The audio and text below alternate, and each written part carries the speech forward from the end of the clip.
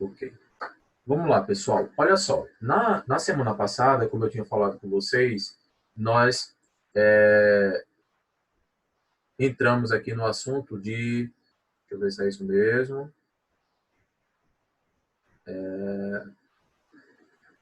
Acredito que foi ciclos biogeoquímicos.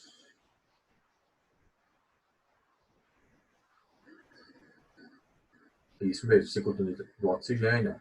Ciclos biogeoquímicos. Então, beleza. A gente falou, inclusive, a gente conversou sobre o assunto. Na verdade, a gente fez algumas questões. Nós fizemos algumas questões. O assunto, de fato, ele foi explicado através... Qual é a página? A página que a gente vai agora é 555. Livro 2. Livro 2, isso. Vou colocar aqui no bate-papo.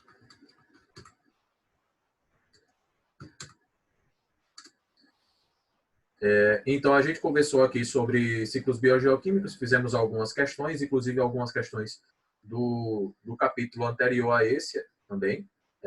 E agora a gente vai aqui para o módulo 7, né? 7.16, que é impactos ambientais. Aí, vê só. Vocês estão assistindo aulas que são mais ou menos relacionadas com o conteúdo do primeiro ano, tá? Tá mais ou menos acompanhando a mesma levada nas duas turmas. Nós temos no primeiro ano hoje, por exemplo, foi poluição e impacto ambiental, alguma coisa assim, o tema deles, né? O de vocês é impactos ambientais. É basicamente a mesma coisa. Que eu acredito que vocês viram isso também no primeiro ano, que seria a parte de ecologia básica, que fala aí dos ecossistemas e tudo mais. Tal. Geralmente a gente vê assim, a gente vê uma parte de ecologia básica. Você começa a ecologia, aí vê aquele conceito de ecologia e tudo mais, aí vê aquela parte de biomas, ecossistemas, relações ecológicas, teia alimentar, cadeia alimentar, sucessão ecológica, controle biológico, aquela coisa toda. E depois você vê a parte de ecologia de populações e comunidades, que é aquela parte que inclui relações ecológicas, enfim, interespecífica, aquela parte. Depois você volta para a ecologia de populações e comunidades, ecologia básica, né? Que é falando do meio ambiente, o foco é meio ambiente, né? É a diferença entre as duas ecologias. O foco é meio ambiente, onde você fala agora de ciclos biogeoquímicos, você trata de impactos ambientais, você fala sobre efeito estufa, aquecimento global, poluição, fala sobre esse conteúdo, tá? Que está dentro de ecologia também. O, o, o ideal é que a gente entenda que esse assunto, primeiro, como trata de ecologia, é um assunto que ele é quente, é um assunto que sempre ele está presente nas questões de biologia nos vestibulares. Você pode fazer uma pesquisa, pode sair pesquisando, baixar todas as questões de biologia, sei lá, os últimos 5 Enems. Certeza que tem algo sobre alterações ambientais, impacto ambiental, meio ambiente, qualidade de vida, saúde ambiental, economia verde, pegada ecológica, tudo é o mesmo contexto, tá? Por que é um assunto tão corriqueiro? Porque esse tema, ele é um tema, além de estar relacionado com ecologia, 80% das questões de vestibular de Enem, desde que o Enem se tornou meio para se entrar único meio para se entrar na universidade pública, né? O Enem, ele tem abordado, em 80% das questões, tem abordado ecologia. Então, ecologia é um assunto aí muito presente, direta ou indiretamente, nas provas de biologia. Por quê? Porque quando você fala de, por exemplo, você falou sobre botânica, aí você pega lá uma relação de uma planta, de uma bromélia com um anfíbio. Então, você trata de ecologia dentro de botânica. e está tratando de zoologia também ao mesmo tempo. Você fala sobre saúde, tá? Você fala da relação entre uma bactéria que foi utilizada para fazer o controle biológico das larvas de mosquito da dengue, tá? Isso, nesse caso aqui, vai ser um tipo de amensalismo. Também está pegando ecologia, tratando de saúde, mas está pegando ecologia. Então, ecologia, direta ou indiretamente, você pega o exemplo da doença de Chagas, vai falar sobre fisiologia humana, crescimento do coração, vai falar sobre artérias, veias, enfim, circulação, hemácia e tal, mas vai falar do barbeiro e da relação do barbeiro com o desmatamento. Então, está falando de ecologia também. Direto ou indiretamente, a ecologia está presente em 80% das questões de biologia, tá? Dificilmente a gente tem uma questão que não tenha a ver com o meio ambiente, tá? Uma questão que seja puramente biológica, né? Sem fazer uma ramificação aqui para a biologia. Que é o caso desses casos aí, geralmente a gente pega para citologia, né? Fala sobre membrana plasmática, aí não tem como pegar a ecologia.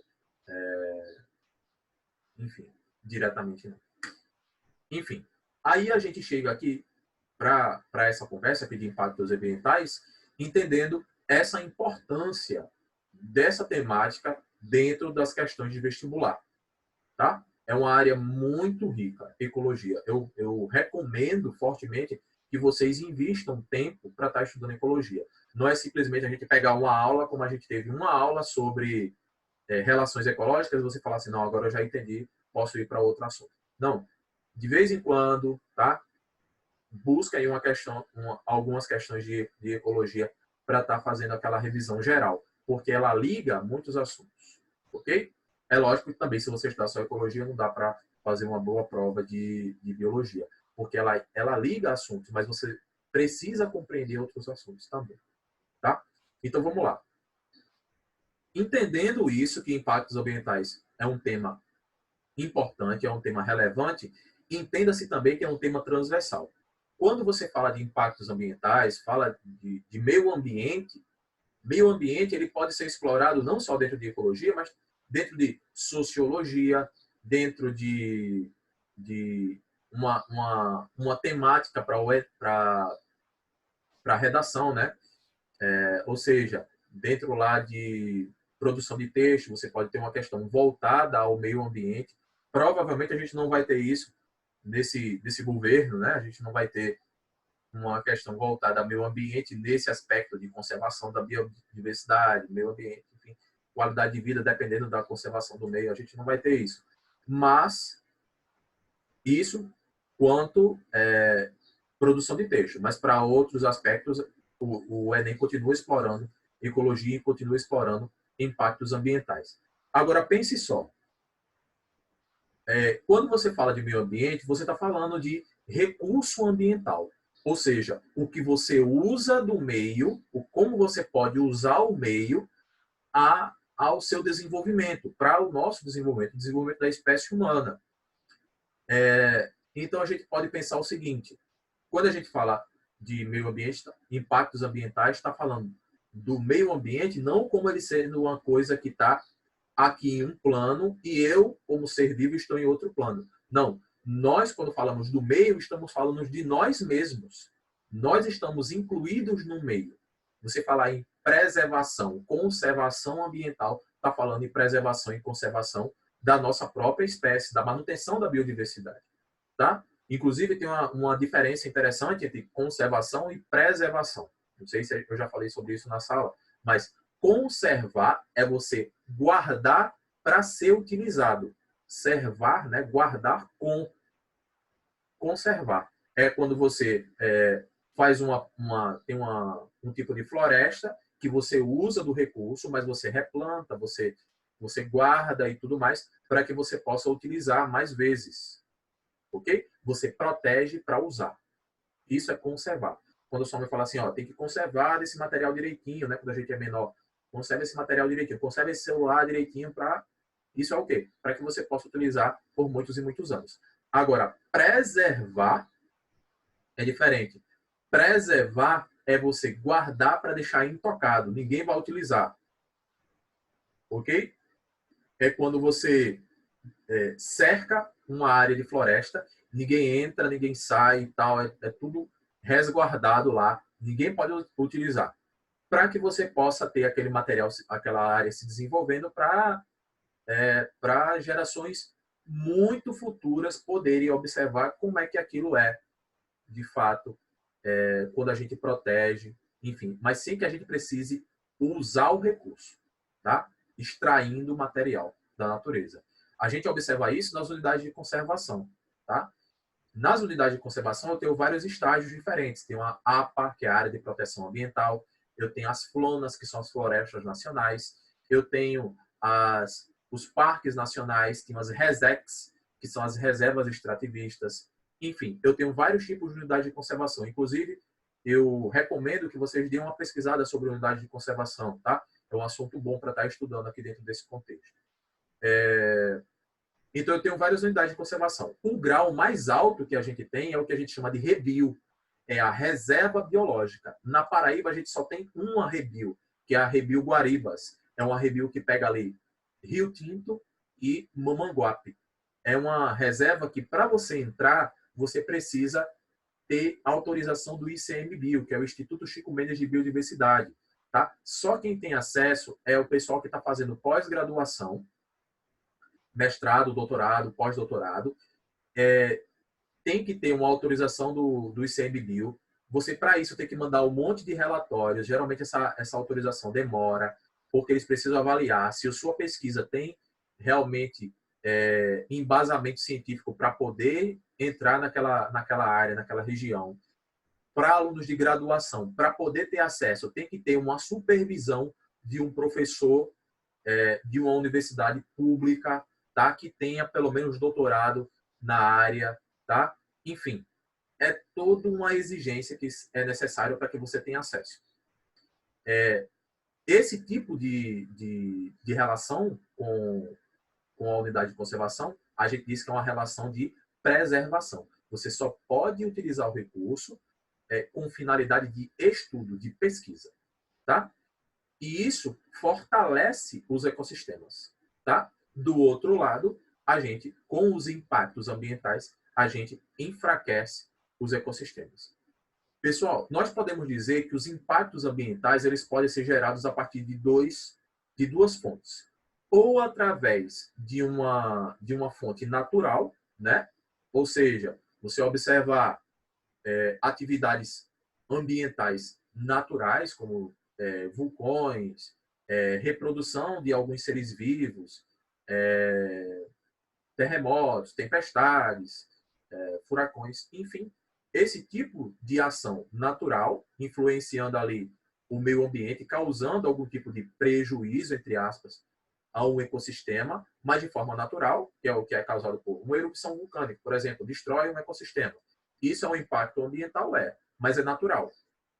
Mas o foco principal aqui dessa conversa da gente aqui sobre impactos ambientais não é a ação natural, mas é a ação antropogênica, ou seja, quando o ser humano ele interfere no recurso natural de modo a causar prejuízo naquele meio, principalmente através das poluições. Ou seja, de um modo geral, todo mundo vai entender isso. Você fala com qualquer ser humano, né? Por mais leigo que ele seja, o senso comum dele vai dizer que a gente não deve poluir o meio ambiente. Ok? Os nossos pais, avós, bisavós, eles viviam sob uma cultura de que a natureza ela é infinita em sua produção. Tomando como base de que quanto mais você se extrai de recursos da natureza, mais ela produz. Os nossos pais, avós, viviam sob essa ótica, enxergavam a natureza sob essa ótica. O que não é verdade. O recurso natural, ele não produz mais, de um modo geral, né? Ele não produz mais quando a gente extrai mais. Nós devemos enxergar o recurso natural através da ótica conservacionista e preservacionista. A gente deve ou conservar para ser utilizado pela população ou deixar intocado de modo que aquele ambiente ele se restaure para que depois a gente possa conservá-lo, ou seja, utilizar de modo consciente, tá? Então, nós temos inúmeras leis que tratam desse respeito. A poluição como sendo algo danoso ao meio, porque o meio necessita de preservação e conservação para que ele possa ser útil a nós quando nós necessitarmos extrair recursos dele. Ok? Se a gente olhar por essa vertente, o impacto ambiental, o meio ambiente, o uso do recurso ambiental, ele acaba tomando uma vertente até filosófica, né? Você pensar assim, a natureza, ela tem uma infinitude ou não? Por que as pessoas entendiam dessa forma, a infinitude da natureza? Que a natureza ela produziria mais se a gente extraísse mais. Por que as pessoas queriam essa noção antes e hoje nem tanto? Por que o meio ambiente ele muitas vezes é enxergado como algo à parte, que a gente não faz parte, né? Por que nós observamos os recursos naturais como recursos que a gente usa e depois, entre aspas, a gente joga fora, né? De onde veio isso? De onde partiu isso? Então, todo esse discurso e todo esse entendimento faz parte de uma filosofia que a gente chama de filosofia ambiental. Faz parte do que a gente chama de ecologia profunda ou ecologia humana. É quando a gente se compreende a partir do entendimento sobre o meio. Tá? A minha pós-graduação ela foi toda dentro dessa discussão. A gente poderia ficar conversando aqui muito e muito sobre todos esses aspectos. Aí tem um monte de vertentes que a gente poderia tratar, sem ficar citando autores, mas trazendo aqui novas ramificações de discussão, né? Quando a gente chega para conversar com alguém, dizer assim, rapaz, não extrai, não desmata não, cara. E a pessoa fala, por quê? A natureza mata, então, quanto mais você tira, mais ele nasce. É necessário ter um entendimento para que você possa justificar a sua ótica a respeito da natureza, ok? Então é necessário estudar um pouco sobre isso. Então tem uma relação, né, que é muito interessante, que tem muitos livros sobre essa relação, que é a relação sociedade e natureza, tá? Recomendo que depois dê uma pesquisada sobre essa relação, sociedade e natureza, tá? Relação sociedade e natureza. Beleza. Então eu tenho aqui, ó, uma série de desequilíbrios ambientais a partir desse impacto ambiental antropogênico, ok? A gente pode ter desequilíbrios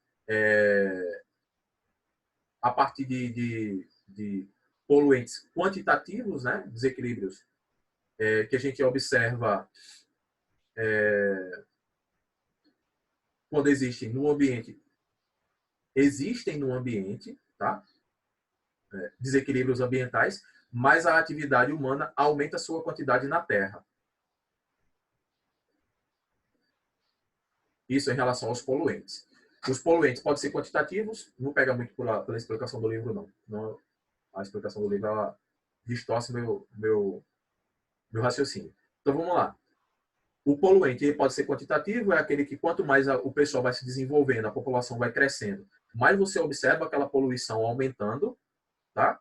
Que é o caso da poluição por queima de combustíveis fósseis. Quanto maior a população, maior aquele poluente no meio. Eu tenho um poluente que pode ser observado qualitativamente, quando não existe no ambiente.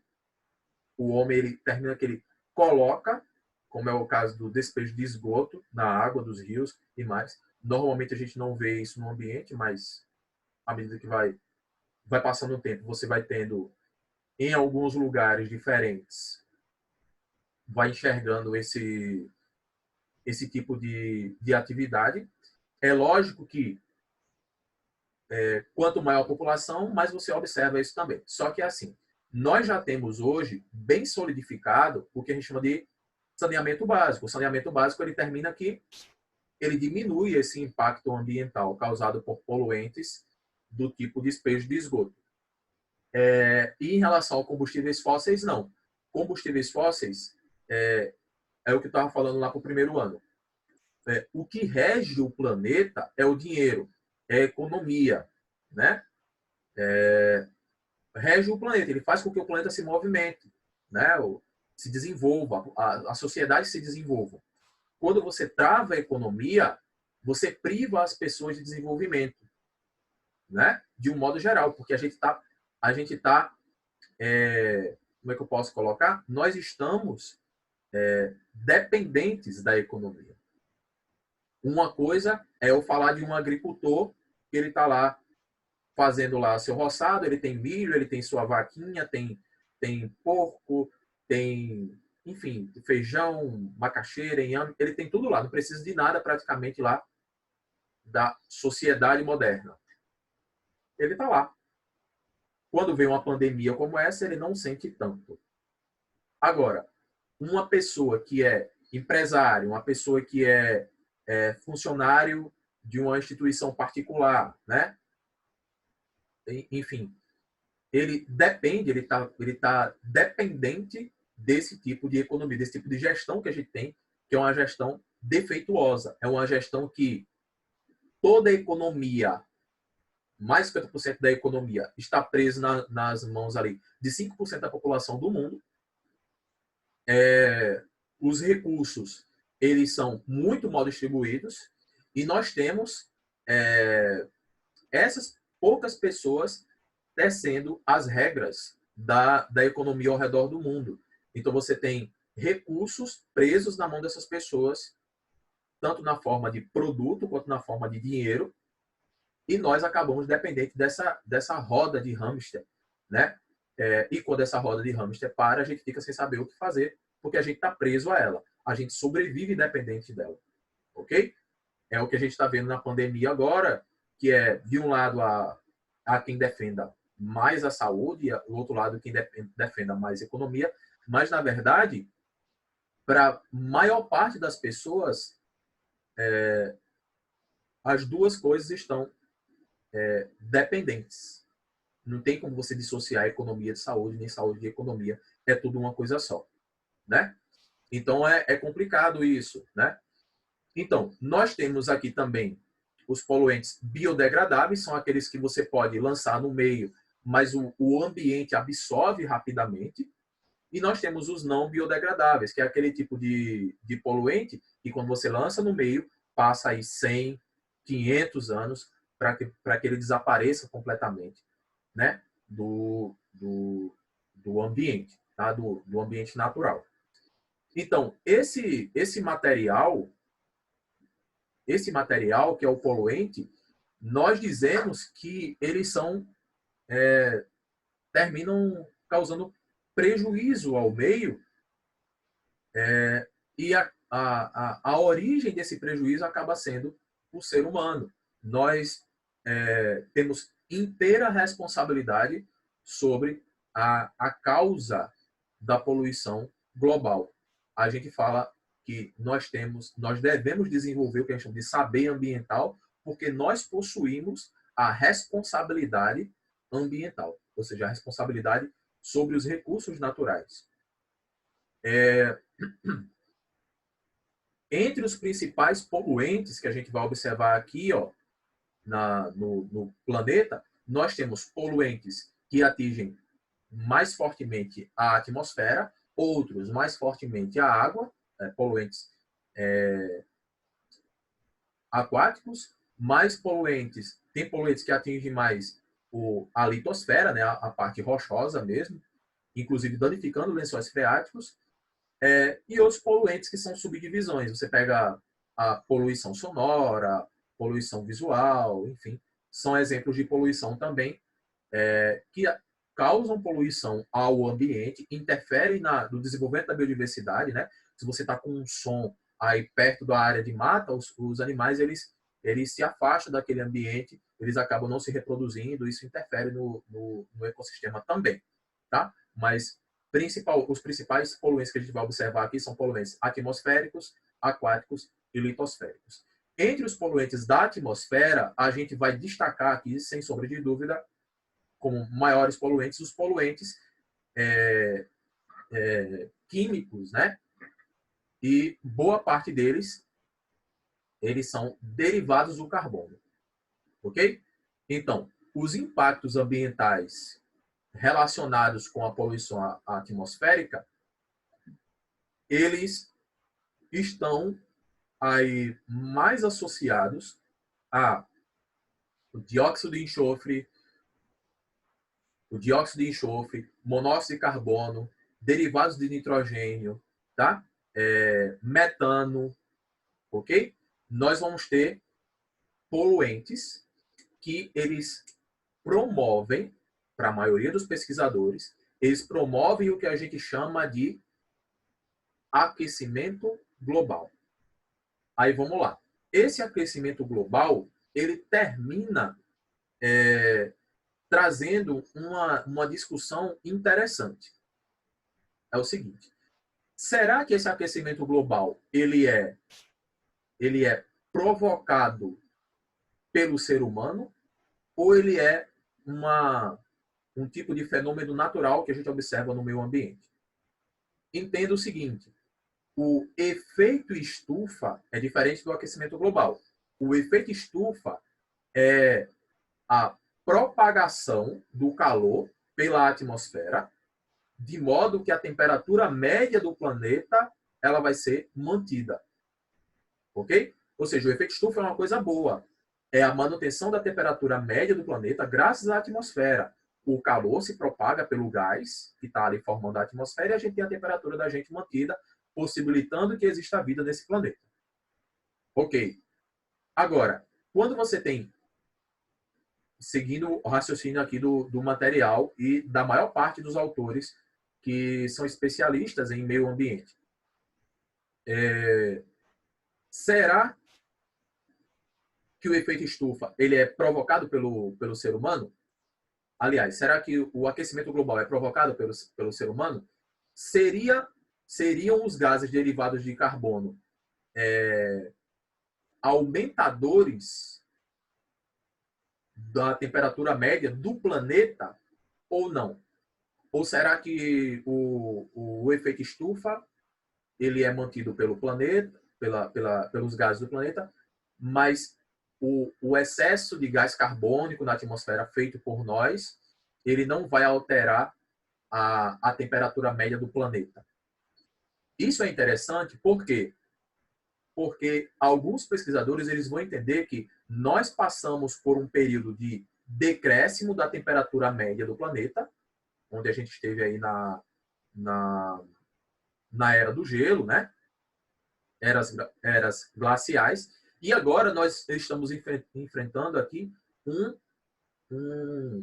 uma ascensão da temperatura média do planeta, ou seja, nós estamos enfrentando o que a gente chama de aquecimento global. A gente enfrentou uma era glacial e a gente está entrando numa era de aumento gradativo da temperatura média. E isso independentemente de quanto a gente coloca de gases poluentes no ambiente. É interessante essa discussão, é interessante estar aberta essa discussão, a gente compreender os dois lados. Por quê? Porque a gente tem pessoas que são muito influentes, pesquisadores, cientistas renomados no mundo, que defendem essa visão, esse raciocínio. Tá? O fato é que a gente possa estar compreendendo esse tipo de questionamento. Vamos lá, você vai ter professores, como a gente tem um professor chamado Ricardo, não lembro o sobrenome dele agora, mas é um professor da USP, professor de climatologia, professor da USP, que ele tem aí pós-doutor em climatologia por universidades de fora, não lembro se é Harvard mesmo aqui, posso estar errado, mas é formado fora, não que isso venha trazer um acréscimo aí para o entendimento aqui, mas um professor que ele traz essa visão, diz assim, o planeta, inclusive tem entrevista dele lá no Jô Soares, você coloca lá no Google, professor Ricardo, aquecimento global, entrevista no Jô, vai aparecer aí no YouTube, você dá uma olhada depois. Ele coloca que a maior parte da superfície do planeta é de água, é formada por água, tá? 70% a 75% é água. Vai sobrar 30% ou 25% de terra, tá? Da parte de litosfera.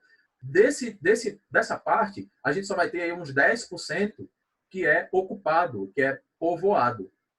Boa parte vai ter aí florestas, vai ter desertos, enfim, aí grandes altitudes que não é habitado, né? Enfim, dessa parte que é habitado, apenas uns 3% aí, eu acho que eu estou colocando muito, eu acho que é 1%, mas enfim, vamos dizer que é pouco, tá? Menos que 5% é de grandes cidades, tipo São Paulo, Nova York, Hong Kong, Tóquio, Cidade do México, né? Londres, enfim, Munique. Essas grandes cidades que liberam grande quantidade de poluente, elas interferem no microclima, mas não no clima ambiental.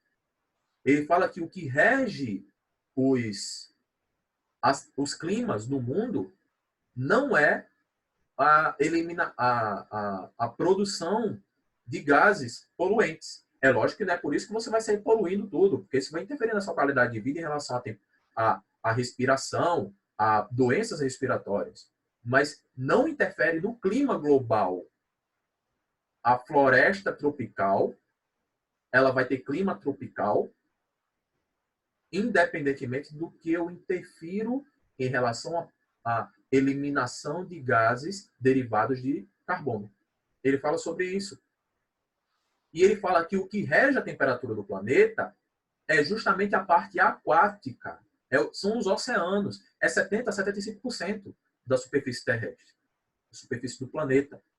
Então, a gente teria aqui o seguinte: as correntes oceânicas é que regem as temperaturas. É tanto que você vai dizer assim, ó, perto da linha do Equador, nós temos grandes temperaturas. Temos as florestas. A floresta é que mantém a temperatura. Ele fala que é o contrário. É a temperatura que mantém a floresta. É a corrente oceânica que chega lá na linha do Equador, no Brasil, e forma a Mata Atlântica. Chove, forma a floresta amazônica. É tanto que lá no continente africano, eu tenho ali também a linha do Equador passando e você tem uma temperatura alta, mas não tem floresta se formando, você tem desertos. Por quê? Porque as correntes oceânicas, elas não chegam lá nos desertos, da mesma forma que chegam aqui no ecossistema tropical. Então, ele começa a trazer uma discussão sobre isso, e é interessante a gente compreender essas discussões.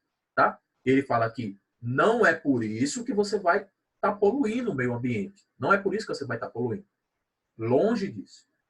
Mas existem explicações concretas sobre a manutenção do clima no mundo.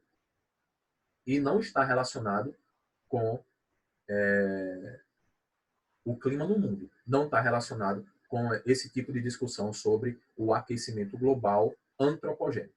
Tá? Então é interessante a gente compreender sobre isso. Beleza? Depois eu recomendo que assistam um vídeo e compreendam sobre isso. Agora, você vai responder as questões do Enem. Nas questões do Enem vai estar colocando o quê? O aquecimento global, ele é de natureza antropogênica. Somos nós que interferimos na qualidade do clima mundial. Ok? Beleza. É igual você considerar que vírus não é ser vivo. Quando você chega no ensino superior, eu dou aula nos cursos de saúde, né, na graduação de enfermagem, farmácia, nutrição. Vírus é ser vivo. Tá? Beleza. Então, eu vou ter aqui alguns gases que vão colaborar com esse aquecimento global, né? Os hidrocarbonetos, né? Monóxido de carbono, que é o que é eliminado pelo escape do carro, né? Pelos fumantes, os óxidos de nitrogênio, né? Carro também vai produzir, ele vai gerar o que a gente conhece por chuva ácida, né? Vai acidificar, vai aumentar a concentração de carbono na água da chuva. Então, acidifica a água da chuva, né? As nuvens. O dióxido de enxofre, chuva ácida também. A chuva ácida, ela vai ocorrer geralmente próximo a regiões que tenham grande índice de poluição, né? O metano vai auxiliar no efeito estufa. Há pesquisas que colocam que o metano ele ele aumenta a contenção do calor em 20 vezes na atmosfera quando comparado com o dióxido de carbono.